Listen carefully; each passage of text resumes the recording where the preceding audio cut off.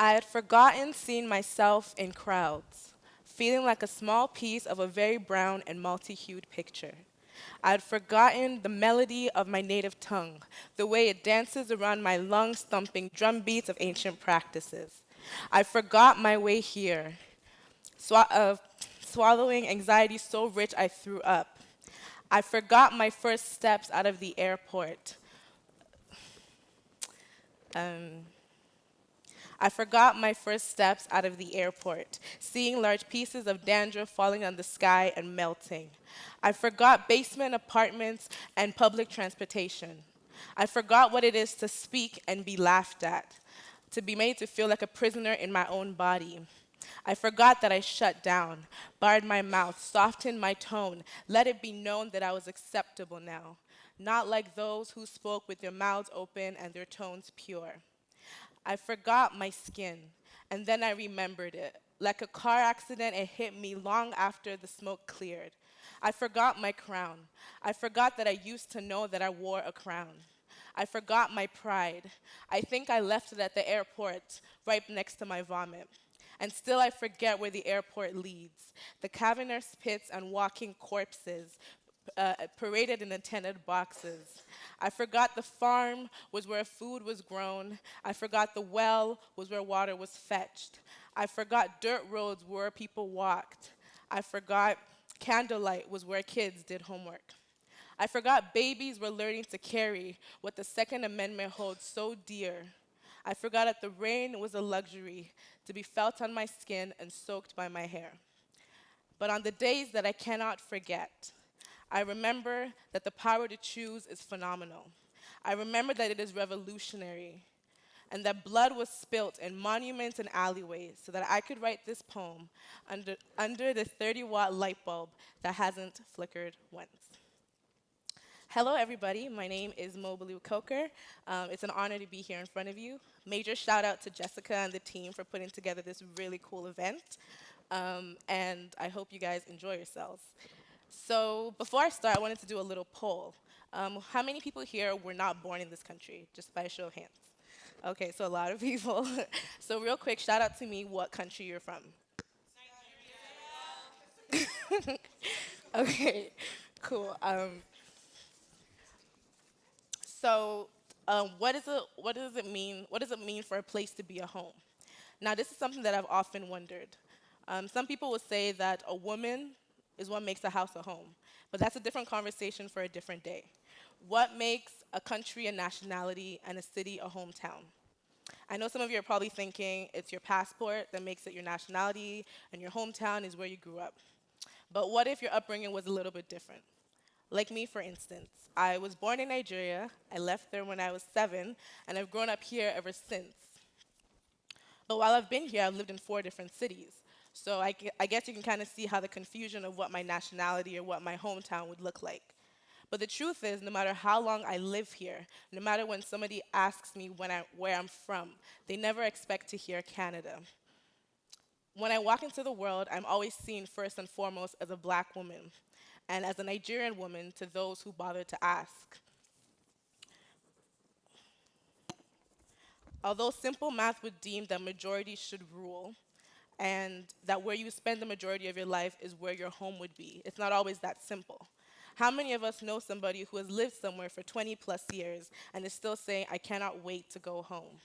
That tells me that home is not about the numbers, it's not about the number of years, but it's about belonging. It's where you feel you belong. And that is different for everyone. Okay, so what does that have to do with self love? Well, a lot of us define ourselves, part of who we are, by where we're from. But what if where you're from or where you've lived majority of your life doesn't rate you? What if it sees you more as a troublemaker, as a person full of attitude, as someone who has no manners and no morals? What if it's a place that people assume the worst of you within moments of laying eyes on you, and that you are now forced to disprove it every single time you interact with them? Now, I know that I'm generalizing, and this is not to bash Canada, but it's to say that I've had certain experiences as a black woman that may seem trivial to others, but that it shows, that has manifested and lingered long after they've occurred. For instance, when I was in middle school, and I remember the convenience store owner said that only two or three of us could go at a time.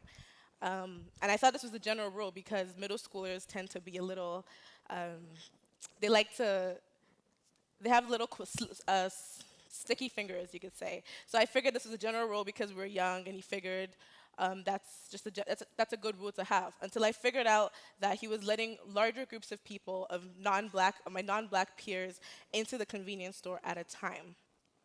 Now, there lies a risk in taking foreigner or outsider as your identity. Chances are you won't take as many opportunities as you should because you think that these opportunities are not meant for you. Chances are you're not going to question things. You'll take things as they are because you think you're lucky enough to be invited. And now I'm here to challenge that. Everybody who is here in this country, you are here for a reason. Whether you are a citizen or not, there is a role that you have to play here. You are not a second-rate citizen. You are not here by accident. Maybe you are the revolutionary that we are waiting for. But even if you're not, you have a role to play. You are significant, and nobody forced.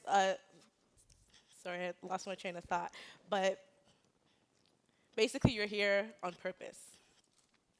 To the face that stares back at you every morning and every night, you are right. You do not love yourself. There is no light in a broken window. You are that broken window. You do not like the way you do not like your way that your features frame your face, the canvas with no paint. You've always liked simplicity, but you do not live in a simple world. You live here, where bigger and better is always valued. I do not have the endurance to chase shadows in a light-filled room of a different hue. So let me find my light in the hyperpigmented crevices of my elbows and the underrated hollows of my collarbones. Let me find my light in the soulmate of my mane and the moon and the harmony of my belly and her tune. Maybe it will take some time before I find the sacredness of stained glass in my ebony shell. But until then, let me find my light. So, on another note, how many people here think they're cute? Like, okay, so if I didn't even get to elaborate, but basically, if you weren't yourself and you saw yourself down the street or like you had a conversation with yourself, you'd be like, yo, I'll date this person. Like, I'm pretty cool. Anybody think that? Yeah? Okay. Okay. And keep your hand up if that's because people have told you that you're like a dope conversationalist, you're really cute, etc. Okay. Okay.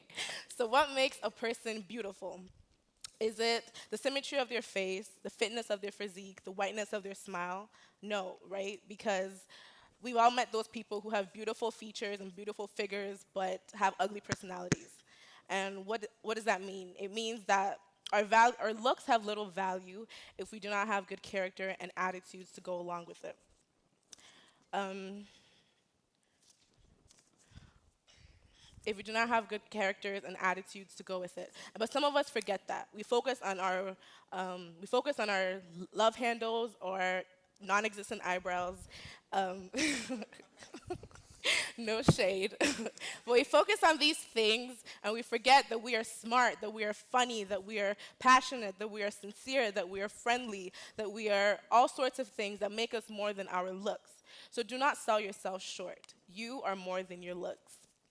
And if you don't believe me, ask a close friend or a family member and ask them what they like about you.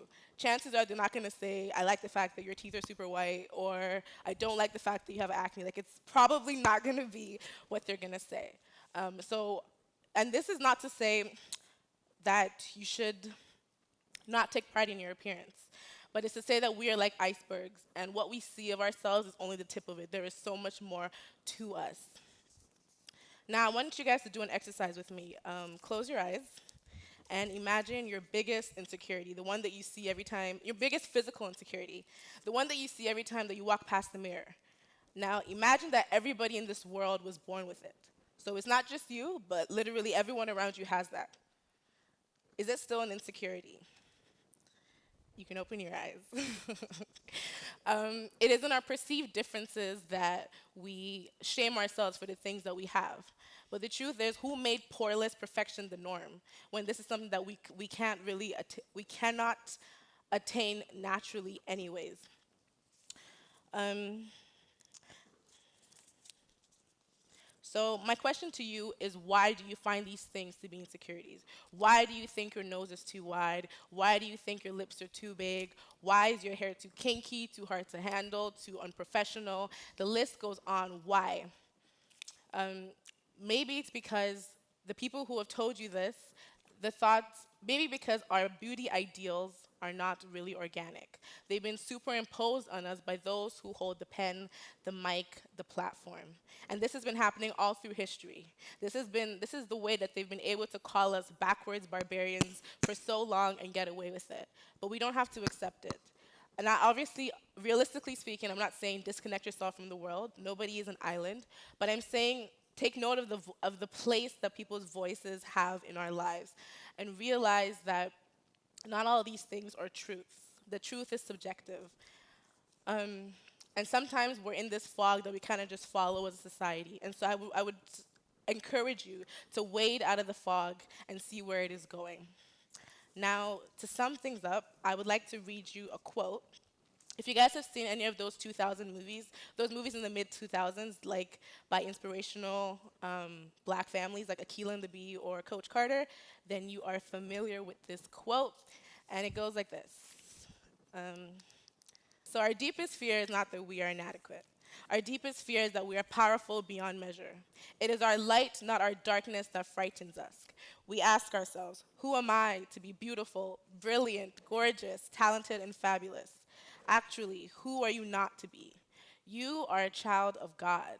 Your playing small does not serve the world. There is nothing enlightened about shrinking so that other people will not feel insecure around you. We are all meant to shine, as children do. We were born to make manifest the glory of God that is within us. It is not just in some of us, it is in all of us. And as we let our own light shine, we unconsciously give others permission to do the same. As we are liberated from our own fear, our presence automatically liberates others. And I want to leave you with three things. One, no space is too elite as a black person to enter. There are so many glass ceilings already existing in society. Let's not put them on ourselves.